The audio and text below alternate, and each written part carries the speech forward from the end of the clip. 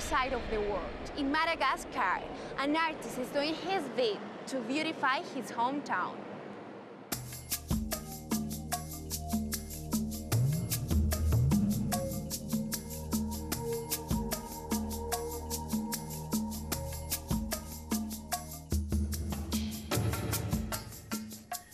My name is Andrianaina. I've been living in Antananarivo for 47 years and I'm a sculptor and a painter. The city of Antananarivo is right in the middle of the island. It's a melting pot for all of Madagascar. Tana, that's what we call it for short, is beautiful. It has everything that can be seen in Madagascar. Big buildings, forestry, rice paddies and rivers. Sometimes that diversity creates a conflict, each competing for space.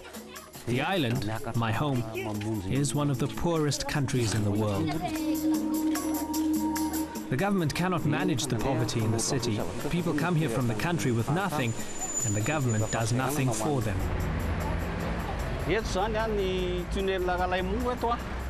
This tunnel used to be filled with homeless people.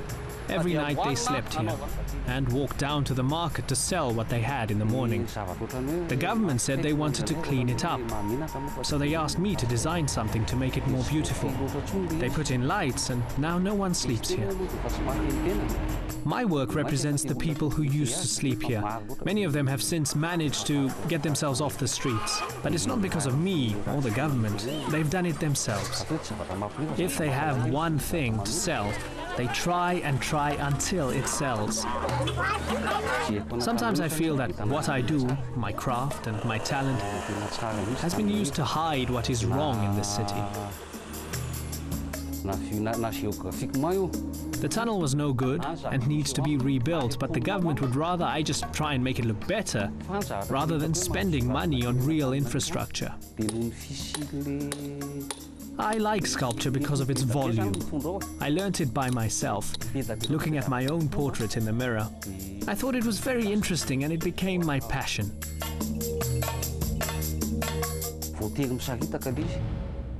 The most exciting sculptures are those which make the people cry. I recently made a portrait of Rad. He's a poet who died recently, and his family all cried. I have made 400 sculptures for the government. Maybe only 6 are displayed in the open air for the people, but many of my personal works can be found on display around the city. The works made for the government are representative of the people, not our politicians. I made one that sits at the heart of the city to highlight the problem of AIDS. I think it's a hopeful piece. In Tana, art is considered a huge thing. Artists are important people here. As I see it, we should make as much art and crafts as we can. This project is my contribution for poor people. I started it in 2005. I started working with deaf children, children who can't hear and who can't talk. They all had 1 month of arts training. All of them learnt a skill, and I realized then some of them really could become artists. I moved here and called on my neighbors to help contribute to women and poor people who wanted to become artists. I gave them all the materials they needed. Then, when I saw their work and saw what they did, I applied for permission from the authorities to sell their products in the town center. So we got lots of money from that time. After that, more people came. Women came with their children.